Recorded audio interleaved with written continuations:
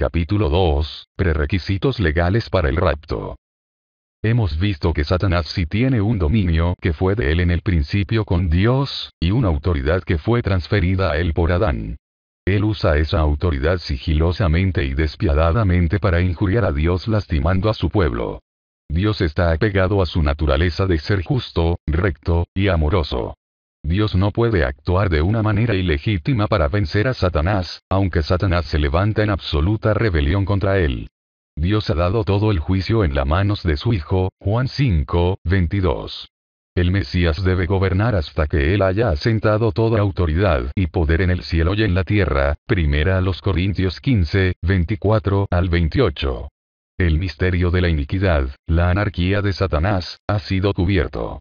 Pero ahora empezamos a entender más por completo la posición que Satanás mantiene, y a lo cual él se aferra, derechos que le fueron dados antes de su rebelión, y la autoridad que él aseguró en su conquista sobre Adán, subyugando a toda la raza humana. Permítanos ahora ver al contexto del misterio de la iniquidad. Punto número 1, el que al presente lo detiene. Segunda a los Tesalonicenses 2:5 al 6, ¿no os acordáis que cuando yo estaba todavía con vosotros, os decía esto? Y ahora vosotros sabéis lo que lo detiene, a fin de que a su debido tiempo se manifieste. El griego indica que los creyentes en Tesalónica ya sabían lo que Pablo estaba por reiterar. ¿Cómo sabían ellos? Puede que Pablo haya pasado varios días y noches en el tema mientras estaba con ellos. La evidencia indica que a Pablo le fue mostrado muchas de las mismas cosas que Juan registró en Apocalipsis, segunda a los Corintios 12. Él pudo decirles algunas cosas, otras no, tales como los eventos específicos de los 7 truenos. Ahora vosotros sabéis lo que lo detiene. La palabra detiene es una traducción pobre de catecho, la cual se traduce primeramente como apoderarse y aferrarse para retener posesión. Para saber lo que lo detiene para retener posesión, debemos considerar el contexto más amplio. Ahora vosotros sabéis lo que lo detiene, a fin de que a su debido tiempo se manifieste, el hijo de destrucción, porque ya está en acción el misterio de la iniquidad. Solo que hay alguien al presente que lo detiene, hasta que él a su vez sea quitado de en medio. Y entonces se manifestará aquel inicuo, el hombre de pecado, cuyo advenimiento es por obra de Satanás. El contexto permite solo una interpretación de eso, la cual es aferrarse. Es, y solo puede ser legalmente y gramaticalmente, el misterio de la iniquidad que ya está en acción. Es Satanás, el anárquico en rebelión contra al que le debe su lealtad, quien está ahora aferrándose a su poder delegado y autoridad, hasta que él a su vez sea quitado de en medio de la habitación del trono de Dios, donde está de pie como el hache acusador. Son las obras detrás de las cámaras en el reino espiritual del Dios de este siglo, que será arrojado a la tierra y finalmente atado, juzgado, y arrojado al lago de fuego. Es él, el mismo anárquico, quien ahora se aferra a su autoridad delegada ante el trono de Dios, y su autoridad entregada de la mano de Adán. Hemos visto el misterio de la iniquidad en acción tal como fue revelado en Apocalipsis 12, donde Satanás se aferra a su posición de autoridad ante el trono de Dios solo hasta que sea quitado de en medio por Miguel y sus ángeles, actuando bajo la autoridad de Jesús.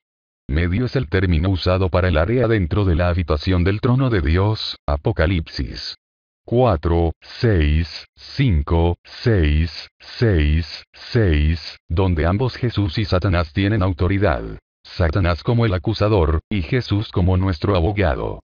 El término trono en Apocalipsis se refiere no solo a un asiento, sino que también al área expansiva alrededor del trono, o habitación del trono.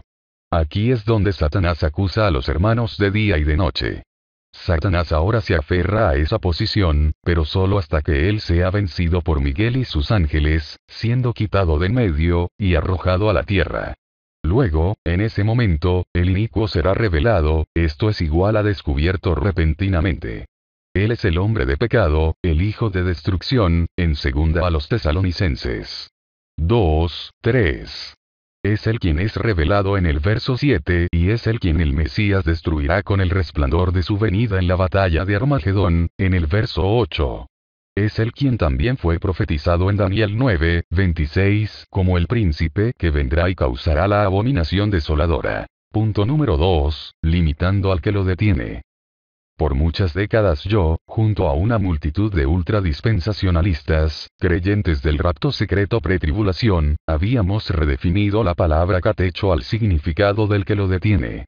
Fabricamos un escenario que nunca fue aludido a ninguno de los escritos de Pablo o en los textos de la Biblia entera. Que el Espíritu Santo está refrenando el poder de Satanás, y cuando el Espíritu Santo es tomado de la tierra, como también los cristianos, luego el hombre de pecado será revelado.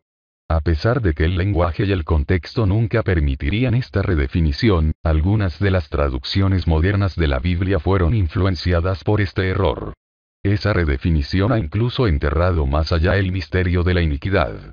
Pero la redefinición no fabrica la verdad, especialmente cuando ésta está en contradicción directa a la enseñanza clara en el contexto, y a las palabras del mismo Mesías. Sin importar cuánto uno luche en contra de las palabras lo que lo detiene para decir que el Espíritu Santo, o los cristianos en este mundo, están refrenando al hombre de pecado de ser revelado, nunca lo harán la verdad. Los cristianos en Estados Unidos ni siquiera pudieron mantener nuestra república, la cual fue establecida en adherencia a las escrituras, pero fue tomada por socialistas ateos. No hay ni una rasgadura de evidencia en la Biblia entera de que nosotros estemos deteniendo al hombre de pecado de ser revelado. Nosotros no tenemos nada que ver con este evento, Miguel y sus ángeles sí. Este concepto de limitando al que lo detiene es un intento de desviar nuestra mirada del contexto de Tesalonicenses, y producir un rapto, una salida fácil, antes de que el hombre de pecado sea revelado. Tergiversar esta palabra para crear lo que el contexto claramente condena, es la obra de Satanás. Él es el autor de la fuerte pero acogedora decepción que Pablo expone. Usted podría forzar la palabra catecho para decir detener, bajo coacción, más como que usted obligue a un niño a decir tío doblándole el brazo. Sin embargo, el contexto nunca justificaría tergiversar el misterio de la iniquidad del cual lo detiene su autoridad hasta que él sea quitado de en medio de la habitación del trono de Dios por Miguel y sus ángeles por el Espíritu Santo dentro del creyente, el cual refrena la obra de Satanás hasta que la iglesia sea tomada en un rapto secreto antes de que el hombre de mentira sea revelado. Solo una sería la verdad, la otra sería una tergiversación deliberada de la escritura, el resultado de la obra de Satanás para enterrar el misterio de la iniquidad y la verdad del tiempo del regreso del Mesías de los ojos del entendimiento del cristiano. Punto número 3. 1 Carta a la Iglesia en la Tribulación. La sección de la escritura que hemos estado considerando en segunda a los tesalonicenses es en el medio de una carta a los creyentes en el periodo angustioso de gran tribulación. Es muy importante que esta carta a los creyentes en tribulación sea la última de las 7 epístolas en su orden secuencial. Describe el regreso del Mesías por sus santos perseguidos, proclamando su hora gloriosa de liberación. Ellos están motivados a permanecer fieles hasta el fin, cuando Jesús los haga libres del dolor de la tribulación. Para entender esta carta necesitamos leerla como una carta desde el principio, en vez de seleccionar unos pocos anuncios numerados y aislados, versículos. Una serie de oraciones específicas que prueban una noción preconcebida. Se toma unos pocos minutos para leer cuidadosamente la carta.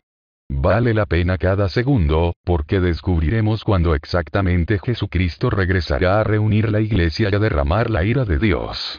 Veremos los parámetros legales de lo que debe de ocurrir antes de la reunión de los santos, de manera que no seremos mal dirigidos ni tomados por sorpresa. Punto número 4, la segunda carta de Pablo el apóstol a los tesalonicenses.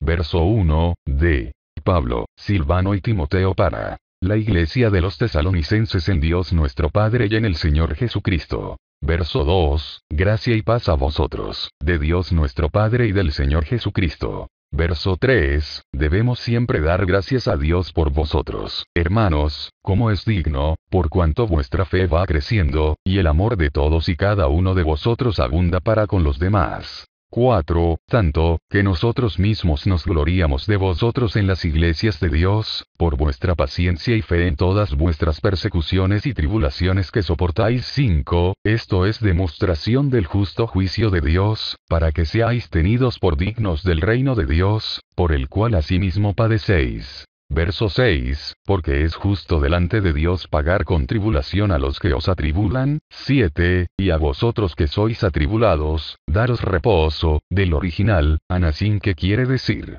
de repente estar liberado de tensión, estar aliviado del dolor, con nosotros, cuando se manifieste el Señor Jesús desde el cielo con los ángeles de su poder. 8, en llama de fuego, para dar retribución a los que no conocieron a Dios, ni obedecen al Evangelio de nuestro Señor Jesucristo. Aquí vemos exactamente cuando los creyentes serán aliviados de repente de la tensión de la tribulación.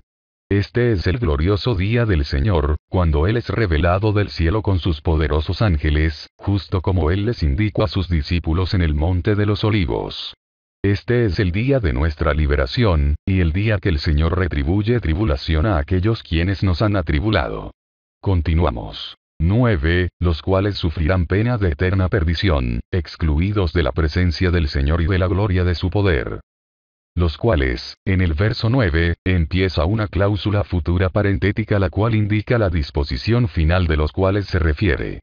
El Señor deberá en el futuro culminar este acto, pero no en este momento. Tenemos otra cláusula futura parentética en el capítulo 2 verso 8, la cual es tan obvia. 8, y entonces se manifestará aquel inicuo, a quien el Señor matará con el espíritu de su boca, y destruirá con el resplandor de su venida. El inicuo no será destruido al momento que él es revelado, o a la venida del Mesías por sus santos en la trompeta final, sino que en la batalla de Armagedón, justo como Apocalipsis 19 lo indica. Aquí vemos la necesidad absoluta de quedarnos con la cronología del libro de Apocalipsis, si queremos tener sentido del orden en que suceden estas apariciones proféticas. Esta cláusula futura parentética a la que nos dirigimos en el primer capítulo, no indica eso que pasará a su regreso por sus santos, pero mira al tiempo futuro del juicio del trono blanco después del reinado milenario del Mesías, cuando la disposición final de Satanás y de aquellos que sus nombres no son hallados en el libro de la vida, sean arrojados al lago de fuego y castigados con destrucción eterna.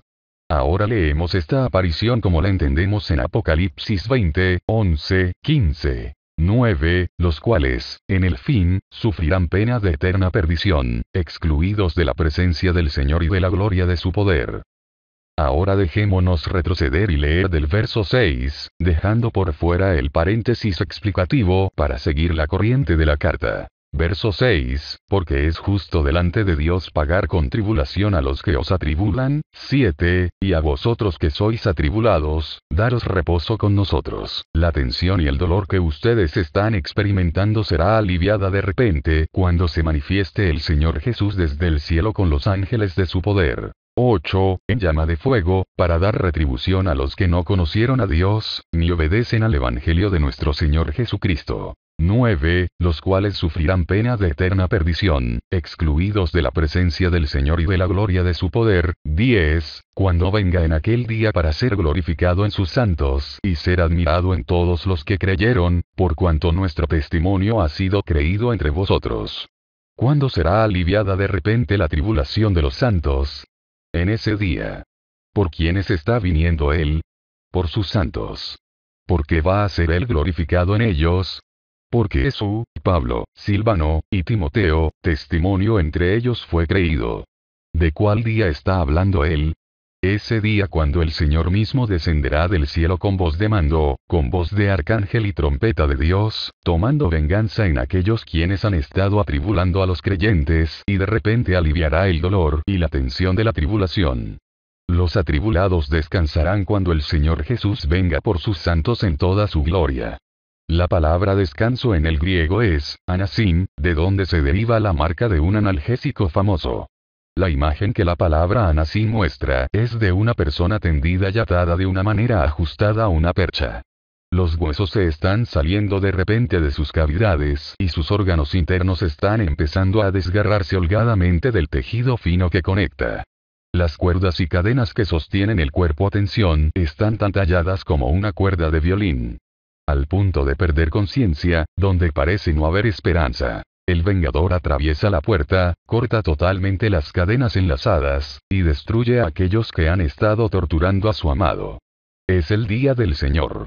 11, por lo cual asimismo oramos siempre por vosotros, para que nuestro Dios os tenga por dignos de su llamamiento, por su tolerancia hasta el final, y cumpla todo propósito de bondad y toda obra de fe con su poder. 12, para que el nombre de nuestro Señor Jesucristo sea glorificado en vosotros, y vosotros en él, por la gracia de nuestro Dios y del Señor Jesucristo. Después de su oración por los santos atribulados, Pablo expone con claridad el día de nuestra liberación en la venida gloriosa del Señor Jesucristo. Capítulo 2 verso 1, pero con respecto a la venida de nuestro Señor Jesucristo, y nuestra reunión con Él, os rogamos, hermanos, 2, que no os dejéis mover fácilmente de vuestro modo de pensar, ni os conturbéis, ni por espíritu, ni por palabra, ni por carta como si fuera nuestra, pensando en que el día del Señor es inminente, esto es igual a, estando cerca, previniendo, al alcance de la mano.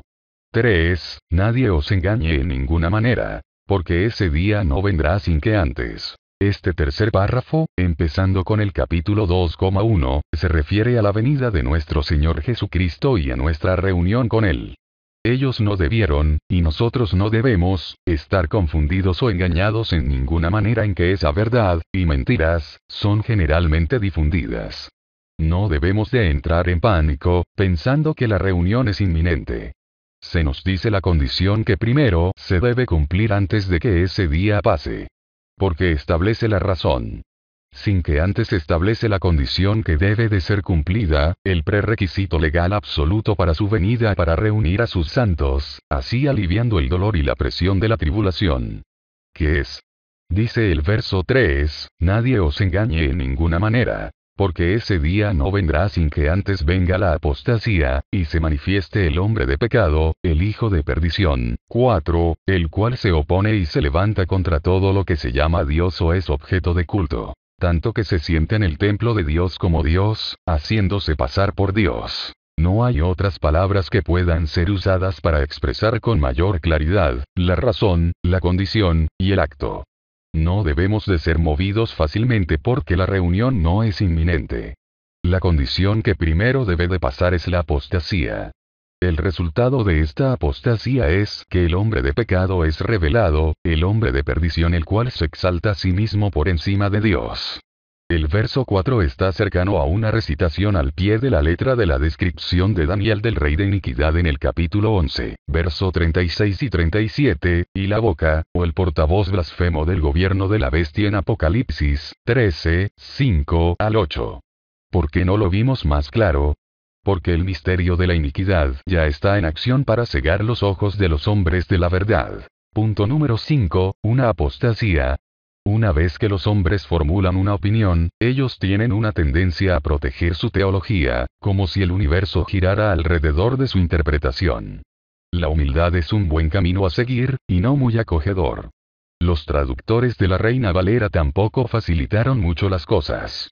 Después de presentar la razón y el prerequisito absoluto para la reunión de los santos, ellos dejan caer toda la concentración en su cara. Porque ese día no vendrá sin que antes venga la apostasía. Debo expresar mi desilusión personal a tal conclusión sin incidentes aún creciendo más intenso.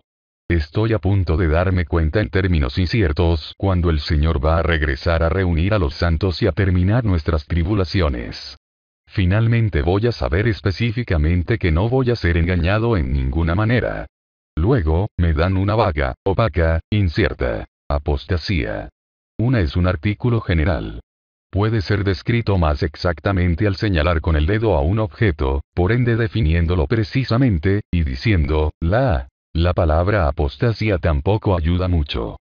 ¿Una apostasía de qué? De la verdad. Así es como se ha manejado en 1.000.000 de sermones. Incluso en los tiempos de Pablo. Segunda a Timoteo 1:15, me abandonaron todos los que están en Asia. Segunda a Timoteo 4:16, todos me desampararon. Apostatar de la verdad ciertamente pasó en los tiempos de Pablo, pero pasó también durante la Edad Oscura. Podemos ser más específicos, ya que estamos señalando con el dedo a un acontecimiento que hará señal a un evento que debe de pasar antes de que el Mesías pueda reunirnos a la habitación del trono de Dios para las bodas del Cordero. O accedemos a una apostasía genérica, para señalar el prerequisito legal absoluto para su venida a liberarnos. Una apostasía en el griego es la, igual el, apostasía igual pararse en oposición sediciosa, o rebelión manifiesta. Ha sido transliterado al español como apostasía, y ha estado repleto con el significado malentendido de abandonar la verdad. En la literatura griega apostasía fue utilizada como divorcio, la cual indicaba una traición al pacto de uno. Era pararse en oposición al esposo de uno, no un simple desenamorarse. Hay solamente otra ocasión que la palabra apostasía es utilizada en la Biblia. Este acontecimiento es rico en significado. Hechos 21:20, ya ves, hermano Pablo, cuántos millares de judíos hay que han creído. Y todos son celosos por la ley. Pero se les ha informado en cuanto a ti, que enseñas a todos los judíos que están entre los gentiles a apostatar de Moisés. Apostatar es, apóstasis, apo igual lejos de, estasis igual pararse, por lo tanto pararse lejos de, en oposición. Aquí vemos la actividad de la palabra sedición que definimos antes. Sedición. Conducta o discurso el cual está en oposición a la autoridad legítima, pero carece de un acto público que constituiría traición o rebelión. Los guardianes autonombrados del pensamiento religioso ortodoxo habían torcido tan seriamente el contexto de las enseñanzas de Pablo, que ellos provocaron a los aldeanos asociados contra él antes de que ellos incluso escucharan su testimonio. Ellos trataron de torcer el mensaje de Pablo como una incitación a rebelarse contra la autoridad legal de Moisés. Ellos lo acusaron a él de enseñar a la gente a rebelarse contra la autoridad de Dios. Su discurso, si las acusaciones de ellos fueran verdaderas, hubiera sido sedicioso. El acto de la gente en respuesta hubiera sido rebelión en contra de Moisés. Rebelión. Una resistencia pública, armada y organizada hacia la autoridad. Una revuelta organizada de asuntos para derribar a su gobernante legítimo. Vemos entonces que la apostasía en 2 a los Tesalonicenses capítulo 2, no es un vago abandono sino que el acto de rebelión. Este acto rebelde es un pararse activo contra el gobernador legal del universo, Dios. El acto de rebelión fue iniciado por Satanás mismo. Él se ha parado en oposición rebelde a la autoridad de Dios desde su acto original, y su rebelión no está completa aún. Ahora él se opone a Dios ante su trono. Cuando él sea arrojado a la tierra, él hará aquí su apostasía contra Dios y su pueblo, a través del hijo de destrucción, el hombre de pecado. Apostasía es un acto o posición tomada, pero no está completada aún. Eso pondría este pararse en oposición en la categoría de una rebelión que fue empezada, pero no completada aún. La apostasía que Satanás inició contra el Dios Altísimo será anulada hasta que él sea confinado en el foso sin fondo por 1,000 años. Su rebelión en la tierra empezará de nuevo cuando sea liberado y engañe al mundo una última vez al final del reinado milenario del Mesías en la tierra. La rebelión de Satanás será terminada eternamente así como él será arrojado al lago de fuego y atormentado día y noche, de generación en generación. El resultado de la apostasía que debe de pasar antes de que el Mesías reúna a sus santos, es que el hombre de pecado será revelado. El hijo de destrucción, el cual se opone y se exalta a sí mismo por encima de todo lo que es llamado Dios, será venerado por la mayoría de aquellos que habitan en la tierra. Él como Dios, se sentará en el templo de Dios proclamando que Él es Dios. El artículo determinativo él, también es muy importante para entender cuando uno mira a la siguiente frase. El hombre de pecado es revelado, el hijo de destrucción, el cual, esto no se está refiriendo a una condición pecaminosa general del hombre o alguna tendencia destructiva del ser humano. Es incuestionable que está señalando al único que se opone y se exalta a sí mismo por encima de todo lo que es llamado Dios, o es venerado. De manera que él, como Dios, se sienta en el templo de Dios, proclamando que Él es Dios. Claramente vemos que el evento que debe de pasar es el evento pronunciado por Jesús y Daniel, como la abominación desoladora, o la revelación del rey de iniquidad. Esta declaración es una recitación al pie de la letra cercana a las narraciones en Daniel, Apocalipsis, e Isaías. Daniel 11:31, y se levantarán de su parte tropas, y pondrán la abominación desoladora 36, y el rey hará su voluntad, y se ensoberbecerá, y se engrandecerá sobre todo Dios. Y contra el Dios de los dioses hablará maravillas 37, ni respetará a Dios alguno, porque sobre todo se engrandecerá. Apocalipsis 13, 5 al 7, también se le dio boca a la bestia, que hablaba grandes cosas y blasfemias. Y se le dio autoridad para actuar 42 meses. 6. Y abrió su boca en blasfemias contra Dios, para blasfemar de su nombre, de su tabernáculo, y de los que moran en el cielo. 7. Y se le permitió hacer guerra contra los santos, y vencerlos.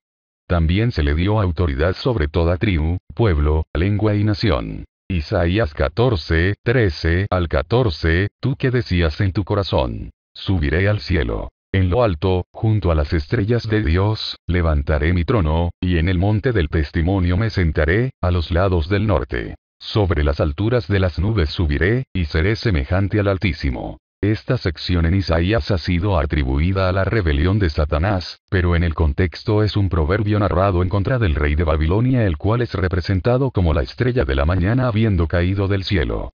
Esto muy bien podría estar hablando proféticamente en relación a la futura expulsión de Satanás a la tierra, y el gobernante de la última Babilonia tomando su trono bajo el poder de la obra de Satanás. También podría tener una aplicación profética directa para Satanás, Nimrod, y Nabucodonosor, y un cumplimiento específico final en el fin del tiempo con el anticristo. De cualquier manera, la actitud y palabrería son las mismas en lo que miramos en 2 a los Tesalonicenses capítulo 2. Parece que el hombre de pecado es un caballerizo siendo habitado por Satanás mismo. Él es descrito como el hombre, en el original antropos igual descendencia del hombre, pecado, un hombre completamente poseído por Satanás. 2 a los Tesalonicenses 2, 5, ¿no os acordáis que cuando yo estaba todavía con vosotros, os decía esto? Pablo había ensayado minuciosamente los detalles específicos de esta revelación con ellos mientras estuvo con ellos en Tesalónica. Él incluso escribió algunas de estas cosas en pergamino de manera que tuviéramos un registro de las cosas que deben de pasar en los últimos días. Esta revelación corrobora por completo la revelación que Juan recibió en la isla de Patmos. No estuvimos ahí para saber todas las cosas que Pablo reveló a aquellos en Tesalónica. Él pudo haber pasado días desenmascarando el misterio de la iniquidad para ellos. Lo que usted está viendo revelado en este libro es una porción de lo que Pablo presentó a aquellos creyentes. Lo que fue necesario saber a los santos en tribulación en aquel entonces, es incluso más necesario para nosotros, quienes experimenten gran tribulación, de saber ahora. 6. Y ahora vosotros ya sabéis lo que lo detiene a su posición en el cielo como el acusador, a fin de que a su debido tiempo se manifieste el hijo de destrucción. 7. Porque ya está en acción el misterio de la iniquidad, o sea la autoridad ejercida del acusador ante el trono de Dios, y ataques clandestinos en los hermanos de abajo. Solo que hay quien al presente lo detiene a la autoridad y dominio entregados a él, hasta que él a su vez sea quitado de en medio de la habitación del trono de Dios, por Miguel y sus ángeles. 8. Y entonces se manifestará aquel inicuo, a quien el Señor matará, en Armagedón con el espíritu de su boca, y destruirá con el resplandor de su venida. 9. Inicuo el hombre de pecado cuyo advenimiento es por obra de Satanás, con gran poder y señales y prodigios mentirosos. 10. Y con todo engaño de iniquidad para los que se pierden, por cuanto no recibieron el amor de la verdad para ser salvos. 11. Por esto Dios les envía un poder engañoso, para que crean la mentira. 12. A fin de que sean condenados todos los que no creyeron a la verdad, sino que se complacieron en la injusticia. Punto número 6. El prerequisito legal. El contexto del primer y segundo capítulo de 2 a los Tesalonicenses nos da una imagen de los santos de Dios perseguidos, pero valientes. Ellos están siendo motivados a perseverar. Pablo les dijo que serían aliviados de la tensión y el dolor de la persecución cuando el Señor Jesús sea revelado del cielo con sus ángeles, tomando una venganza feroz en aquellos que han estado atribulándolos con tortura y muerte. Pablo les instruye a no estremecerse por nadie que les indique que el día que el Señor reúna a sus santos, y tome venganza en el mundo, es inminente. Pablo fija el prerequisito absoluto para ese día, siendo este la apostasía de Satanás cuando él sea arrojado a la tierra. El resultado de esta apostasía es que el hombre de pecado es entonces revelado, del original apocalipto, descubierto de repente, el hijo de destrucción que se exalta a sí mismo como Dios. Esto sucederá antes de la reunión. Ningún cristiano debe de ser engañado por nadie que enseñe que el Señor puede regresar en cualquier momento, aunque la intención sea buena. No debemos ser engañados por 88 razones de por qué el Mesías regresará en el 8º día del 8º mes del año 1988 de un sistema de calendario pagano del dios Sol. Y nadie debe ser engañado en pensar que el día del Señor no puede referirse al día que el Mesías se levanta de la muerte en la primera resurrección, y reúna a aquellos que están vivos y permanezcan para recibirle en el aire. Son lo mismo.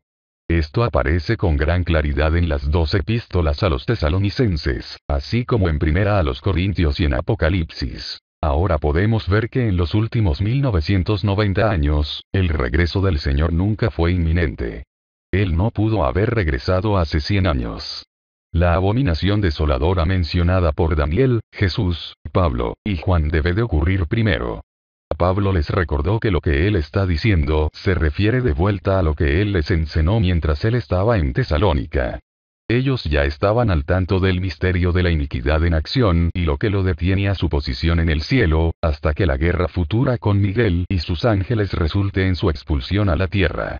Cuando eso tome lugar, el inicuo será revelado, el cual su venida es fortificada por el poder de Satanás. Ese hombre de pecado será destruido por nuestro Mesías cuando él regrese a establecer su reino, en la batalla de Armagedón. Aquellos que amen este mundo más de lo que aman la verdad se le enviará un poder engañoso del misterio de la iniquidad. Ellos creerán la mentira de la cual Pablo nuevamente les dice que no se dejen engañar. Esta decepción tiene que ver con el tiempo de la reunión de los santos en relación a la abominación desoladora, cuando el hombre de pecado, el hijo de destrucción, sea revelado. Segunda a los Tesalonicenses 2:11 dice: Dios les envía un poder engañoso. La palabra envía en el original es pempo, la cual se traduce apropiadamente enviar a casa.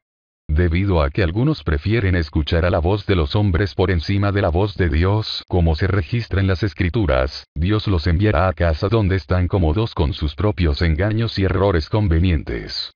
Todos los que no amen y crean la verdad, sino que hallen su galardón viviendo en el regazo cómodo del mundo de la religión, serán juzgados respectivamente. En segunda a los Tesalonicenses capítulo 1 y 2, hay un énfasis claro y repetitivo a través de toda esta sección de la Escritura con respecto a Satanás y la revelación del hombre de pecado. Satanás. El que toma su posición de rebelión. Aquello que lo detiene. El misterio de la iniquidad. Aquel que ya está en acción. El quien ahora se detiene. El quien es quitado de en medio. Las obras de Satanás. El destructor. El hombre de pecado revelado, el hijo de destrucción, el quien se exalta a sí mismo por encima de todo, el quien se proclama a sí mismo Dios, el quien será revelado en su propio tiempo, el inicuo que será revelado, el cuyo advenimiento es por obra de Satanás. También, hay un énfasis claro y repetitivo a través de toda esta sección de la Escritura con respecto al día que el Señor Jesús es revelado en su venida por los santos, para reunirlos. El Señor Jesús. ¿Quién pagará con tribulación a los que os atribulan? Ustedes que ahora están siendo atribulados, descansen, la tensión y el dolor serán aliviados. Cuando Jesús sea revelado del cielo con sus ángeles poderosos. Cuando el Señor tome su venganza con fuego flamante.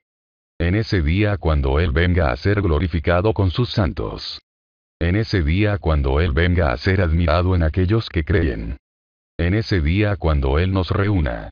En ese día que no vendrá, sin que antes. No hay absolutamente un contexto para eso, lo cual está ahora deteniéndolo, para ser considerado como otra cosa más que Satanás aferrándose a su posición ante el trono de Dios, como el acusador.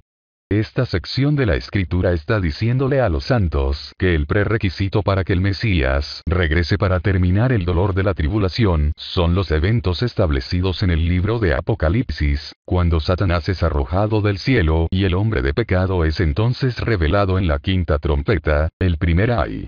Él no regresará antes de eso. Él no puede. Existen prerequisitos.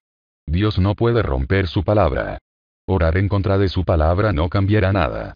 Satanás debe de ser expulsado del cielo y su dominio debe ser terminado ahí antes de que la victoria en el cielo sea completada. Jesús no puede reunirnos en el mar de vidrio con fuego enfrente del trono de nuestro Padre Celestial, hasta que el misterio de la iniquidad sea conquistado y removido de en medio. Nadie puede entrar a la habitación del trono para las bodas del Cordero hasta que Satanás sea expulsado permanentemente del cielo, y la ira de Dios sea derramada completamente.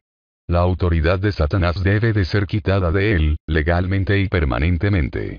Nadie va arriba antes de que Satanás sea arrojado. Punto. Yo fui culpable de torcer estas escrituras justo en la manera en que se lo he expuesto a ustedes. Tuve que hacerlo así para probar mis enseñanzas del rapto secreto pre-tribulación. Yo era un exponente energético de las enseñanzas de mi institución teológica. Tenía una doctrina, posición, reputación, y una denominación que proteger. En resumen, yo era parte del sistema de este mundo que había sido bien arraigado en mi secta religiosa. Solo porque una denominación está en la corriente principal de la cristiandad moderna no significa que esa verdad sea de mucha importancia. Pero yo sí tenía preocupaciones. Por 20 años yo no me sentí completamente cómodo con la manera en que yo estaba manejando segunda a los Tesalonicenses capítulo 2. Pero me sentiría más incómodo sin tener una dirección de la línea del partido denominacional en esos versos. Un fin de semana de encerrona, sin nadie a quien impresionar y sin nada que probar, oré honestamente. Señor, tú sabes que no entiendo el misterio de la iniquidad, o cómo se relaciona a la reunión de los santos. Si lo deseas, me lo puedes mostrar. Sé que eres capaz de revelar cualquier cosa que tú quieras, no tenía prisa. Tomé mi Nuevo Testamento griego y empecé a leer y a pensar. Pero fui obligado muy extrañamente a dejar segunda a los Tesalonicenses e ir al 12º capítulo de Apocalipsis, lo cual en mi mente no tenía nada que ver con Tesalonicenses. El misterio de la iniquidad fue revelado a mí en un capítulo de la Biblia que yo había malinterpretado ciegamente por más de 20 años. 14 horas después, todo calzaba bien. Yo estaba electrificado por lo que miré, pero mi escatología yacía en pedazos desbaratados sobre la mesa de piedra llena de comida al aire libre en la cual me sentí. Los versos en los cuales yo había basado mi interpretación dispensacional del rapto antes de la tribulación, se habían derretido ante mis ojos. Por primera vez en mi vida, entendí lo que Pablo estaba comunicando a los santos en Tesalónica, y a los santos hoy. Una vez que dejé mis presuposiciones intelectuales arrogantes y me puse de rodillas, mi corazón se empezó a abrir a la verdad de la palabra de Dios. Horas después, le pregunté al Señor si Él estaba dispuesto a revelarme el libro de Apocalipsis. He estado pretendiendo tener un dominio del libro de Apocalipsis por años. Y aunque era mi libro mascota, honestamente, yo sabía que Él nunca me lo había revelado.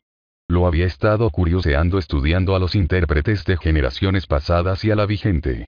Sabía que si Jesús había dado la revelación a Juan para mostrarla a sus siervos, entonces Jesús podría, si él quisiera, revelármela a mí. En lo que yo oraba de rodillas, una explosión brillante de luz en mi mente resultó en una repetición continua: todo está ahí, y todo está en orden. La abominación desoladora está ahí, la reunión de la iglesia está ahí, todo está ahí y todo está en orden. Repetí esa explosión en mi mente tantas veces, que ahora 5 años después, está tan elocuente como el momento en que lo vi. Alcancé mi Biblia que no estaba marcada y empecé ansiosamente a marcar el libro de Apocalipsis con un arco iris de colores. Sabía instintivamente dónde estaban todos los eventos principales. No fui capaz de dormir por los siguientes 3 días. Mi interpretación personal estaba en ruinas, pero por primera vez el libro de Apocalipsis estaba claro para mí y sin confusión. Todo está ahí, y todo está en orden. Leerlo en secuencia, poniendo de lado los capítulos de explicaciones parentéticas, trae una imagen tecnicolor que es ambos, espeluznante en su destrucción, y maravilloso en su gloria. Por las próximas semanas de soledad oré una y otra vez: Señor, si me has mostrado esto y es cierto, y no la fabricación de mi mente enferma, quémalo en mi mente y no me permitas comprometer lo que tú me has mostrado. Muéstrame cómo comunicar esto, si eres tú, Señor. Si esto no es verdad, tómalo de mí, Señor. El fuego siguió creciendo en mí. En los meses a venir, la palabra fue inolvidablemente muy confirmada a mí.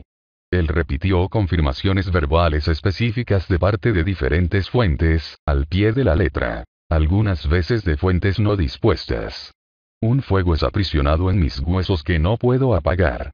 Meses pasaron sin nada que me sustentara excepto la claridad de la revelación y la urgencia de enseñarla a la gente que sería capaz de hacer una verdadera diferencia en las semanas y meses por venir. Yo hago esto voluntariamente, sin recompensa de ganancia personal. En mayo de 1996, este manuscrito empezó como una carta personal en respuesta a la pregunta de un ministro.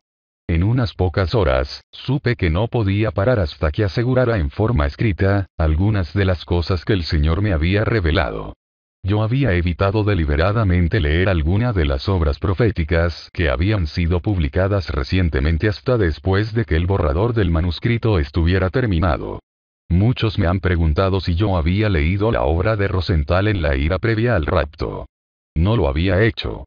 Si la revelación se mantiene o se cae, debe de ser juzgada contra la palabra de Dios y la realidad futura, no por la obra del hombre. No sé qué revelaciones han sido vistas o qué conclusiones han sido alcanzadas por otros. Hay sin embargo, unas cuantas revelaciones específicas por las cuales he sido guiado, lo cual verifica lo que he visto en las páginas de la Escritura.